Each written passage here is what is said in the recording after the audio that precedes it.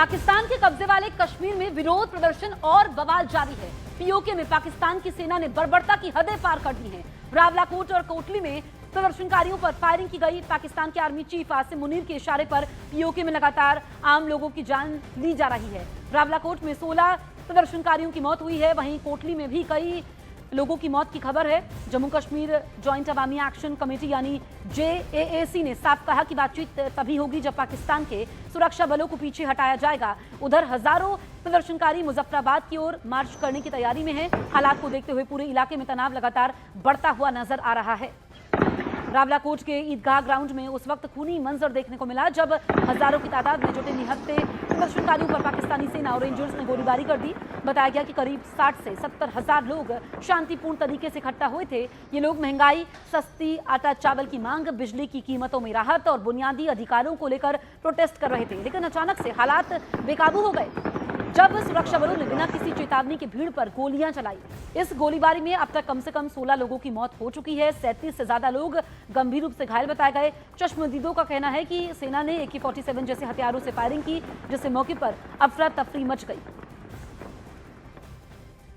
PoK Kotli में भी निहत्थे प्रदर्शनकारियों पर फायरिंग हुई है। यहां पर दावा है लोगों का कि पाकिस्तानी रेंजर्स ने विरोध कर रहे लोगों पर सीधे गोलियां चलाई, जिसमें कई लोगों की मौत हुई। आरोप यह भी है कि घायल लोगों को इलाज के लिए क्लिनिक ले जाया गया, लेकिन वहां भी उन्हें पाकिस्तानी रेंजर्स ने टारगेट किया। यहां पर पाकिस्तानी सेना प्रमुख आसिम मुनीर पर बर्बरता के आरोप लगाए गए हैं। घटना के बाद पूरे इलाके में गुस्सा और तनाव बढ़ चुका है।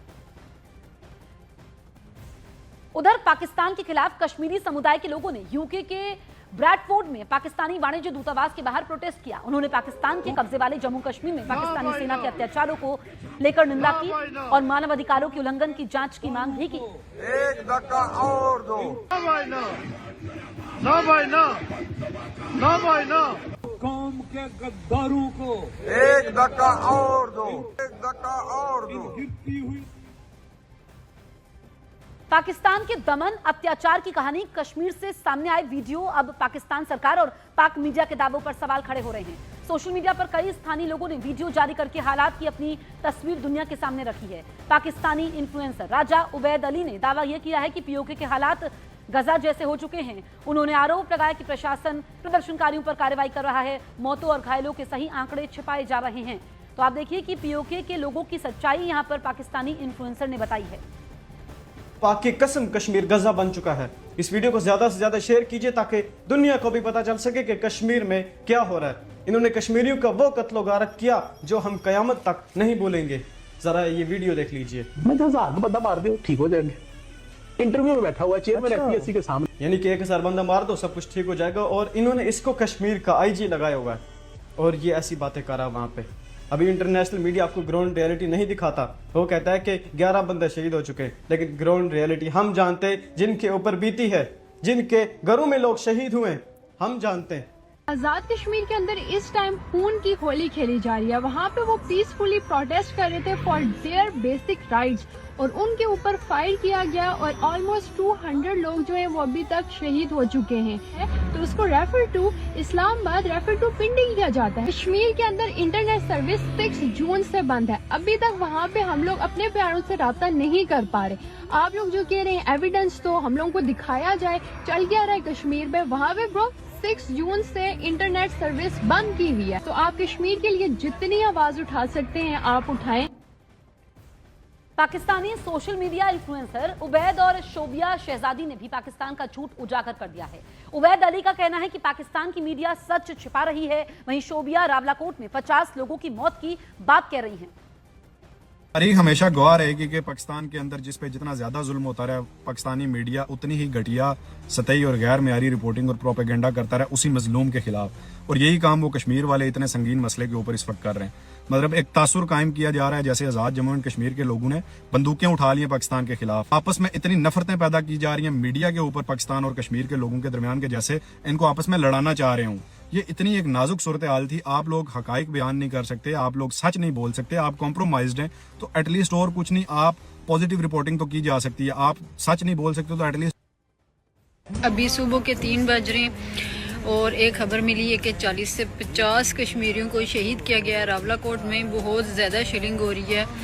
और रावलाकोट हॉस्पिटल में जाके वहाँ पे भी उनको मारा जा रहा है। खुदा का वास्ता है आप हमें बता दें कि हमारी गलती क्या है। हम अपने हुकूक के लिए बोल रहे हैं, उसका सिला आप लोग हमें ये दे रहे हैं। हमारे कश्मीरी भाइयों पे बहुत ज़्यादा जुल्म हो रहा है। पाकिस्तान और पीओके में जारी प्रोटेस्ट के बीच लोगों का गुस्सा अब सोशल मीडिया पर भी खुलकर सामने आ रहा है। पाकिस्तानी नागरिक और कई सोशल मीडिया इन्फ्लुएंसर्स ने भी पीओके के हालात पर चिंता जाहिर की है। हाथों में पत्थर लिए शहजादियां कश्मीर की, ढूंढने निकली हैं खुद आज़ादियां कश्मीर की।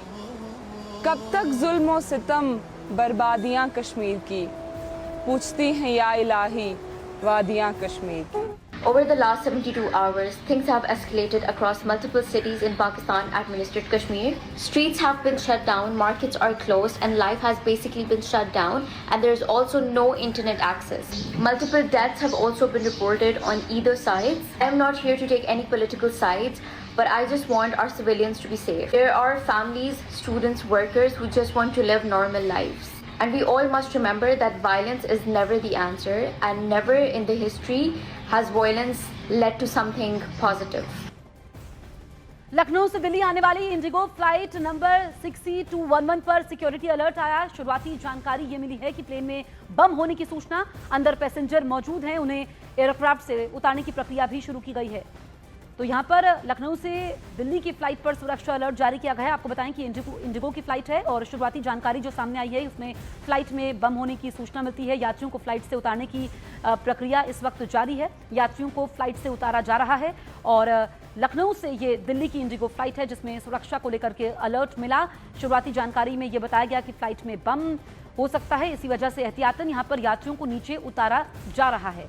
और इंडिगो की फ्लाइट है जिस पर सिक्योरिटी अलर्ट आता है और प्लेन में बम होने की सूचना मिलती है, अंदर पैसेंजर मौजूद हैं, उन्हें एयरक्राफ्ट से नीचे उतारने की प्रक्रिया शुरू कर दी गई है। इस वक्त की बड़ी जानकारी हम आप तक पहुंचा रहे हैं।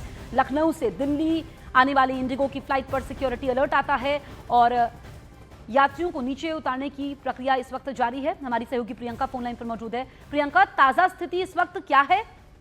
देखिए, ये अभी स्पष्ट जानकारी तो नहीं है कि किस तरीके से ये सिक्योरिटी अलर्ट आया है, लेकिन ये बताया जा रहा है कि जो सिक्योरिटी प्रोटोकॉल जो है इस तरीके की घटनाओं में हमने पीछे भी देखा है कि बम की कोई धमकी होती है तो एक पूरे बे में अलग से ले जाया जाता है, तो वही प्रक्रिया को अभी अपनाया जा रहा है। और फिलहाल जो आइसोलेट करके एक आइसोलेटेड बे में एक अलग जगह पे प्लेन को डिमार्क किया जाता है और उसके बाद पैसेंजर्स को उतारने की जो प्रक्रिया है वो की जाती है। उसके बाद तमाम एजेंसियों के साथ प्लेन को पूरी तरीके से जांचा जाएगा। जो एक नॉर्मल एसओपी है ऐसे मामलों में उसे फॉलो किया जाएगा। इंडिगो की तरफ से अभी तक इस पर कोई आधिकारिक बयान नहीं आया है, पर जिस तरीके से यात्रियों को उतारा जा रहा है, जिस साइनेज के साथ प्लेन को लैंड किया गया है, तो माना जा रहा है कोई सिक्योरिटी थ्रेट है, सिक्योरिटी कॉम्प्रोमाइज होने की कंडीशंस में ही ऐसा होता है। फिलहाल एसओपी का पालन किया जा रहा है। ठीक है प्रियंका, नजर बनाए रखिए, अपडेट लेंगे। शुक्रिया। बढ़ते हैं आगे। कांग्रेस की राज्यसभा उम्मीदवार मीनाक्षी नटराजन की उम्मीदवारी रद्द होने के मामले में सुप्रीम कोर्ट में सुनवाई हो रही है। मीनाक्षी नटराजन का नामांकन रिटर्निंग ऑफिसर ने रद्द कर दिया था। इस मामले में मीनाक्षी नटराजन ने सुप्रीम कोर्ट में अपील की थी, उस पर सुनवाई हो रही है। तो आप देखिए कि कांग्रेस की राज्यसभा उम्मीदवार मीनाक्षी नटराजन जिनका नॉमिनेशन कैंसिल होता है और ऐसे में अब इस मामले की सुनवाई देश की सर्वोच्च अदालत में हो रही है। मीनाक्षी नटराजन का नामांकन रिटर्निंग ऑफिसर ने रद्द कर दिया था। मीनाक्षी नटराजन ने सुप्रीम कोर्ट में अपील की थी, उस पर सुनवाई हो रही है।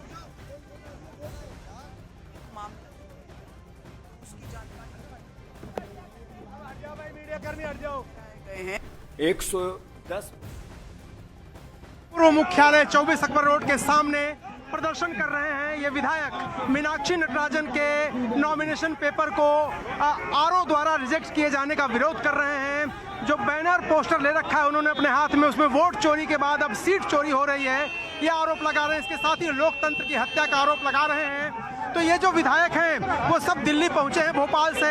आप देखिए तस्वीरों में उमंग सिंगार जो नेता प्रतिपक्ष हैं वो आपको दिखाई दे रहे हैं, जीतू पटवारी आपको दिखाई दे रहे हैं, वो प्रदेश के अध्यक्ष हैं। ये जो तमाम विधायक हैं वो यहाँ पर पहुंचे हैं और वो राष्ट्रपति से मिलना चाहते थे, हालांकि राष्ट्रपति ने कोई समय नहीं दिया।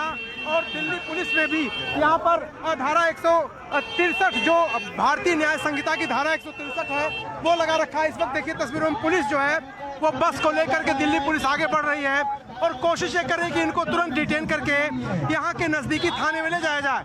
हालांकि ये विधायक मार्च करना चाहते थे राष्ट्रपति भवन की तरफ, वहां से समय नहीं मिला। फिर ये विधायक चाहते थे कि जंतर मंतर जाएं, लेकिन दिल्ली पुलिस ने यहाँ पर भारतीय न्याय संहिता की धारा 163 लागू की है, इसलिए इनको यहाँ से नहीं जाने दिया जाएगा आगे। और यहाँ पर इस वक्त तस्वीरों में देखिए भारी पुलिस बल और पैरामिलिट्री फोर्स का डिप्लॉयमेंट है। तो अगर तस्वीरें आप देखेंगे तो वहाँ पर जो पुलिस है वो अब एक एक करके विधायकों को बस में लेके जा रही है और उनको डिटेन किया जा रहा है। तो जो विधायक हैं उनको बस में देखिए एक एक जो विधायक हैं उनको खींचा जा रहा है पुलिस द्वारा और खींच के उनको इसी बस में ले जाया जा रहा है। तो जो विधायक परेड करना चाहते थे उनको पुलिस डिटेन करके पास के नजदीक के थाने ले जा रही है। और इस वक्त देखिए यहाँ पर साफ साफ अनाउंसमेंट हो रहा है कि यहाँ पर चूंकि भारतीय न्याय संहिता की धारा 163 लागू, इसलिए आप यहाँ नहीं जा सकते। आप अंदर देखिए बस के विधायकों को एक एक करके बस के अंदर ले जाया जा रहा है और अब उनको डिटेन करके पास के थाने में ले जाया जाएगा। कैमरामैन नीरज तिवारी के साथ अरुण सिंह, न्यूज़ 18 इंडिया, दिल्ली। और मध्य प्रदेश की कांग्रेस नेता इस मुद्दे को लेकर दिल्ली में प्रोटेस्ट कर रहे हैं। उधर मामले में कोर्ट में सुनवाई हो रही है, तो इधर कांग्रेस अब सड़क पर प्रोटेस्ट कर रही है। हमें 58 एमएलए की आवश्यकता थी। भारतीय जनता पार्टी ने नैरेटिव सेट किया। 10 विधायक कम होने के बाद भी, और जो निर्दलीय भी इसमें वो भी हमारे ही संग थे, जो दूसरी पार्टी 1-2 है वो भी हमारे साथ थी। मूल भावना ये है कि हमारे विधायकों की एकजुटता और जिस उत्साह और एग्रेशन से पूरा घटनाक्रम राज्यसभा का चला, उससे भयभीत हो गए नरेंद्र मोदी, भयभीत हो गए मध्य प्रदेश की भारतीय जनता पार्टी का पूरा नेतृत्व।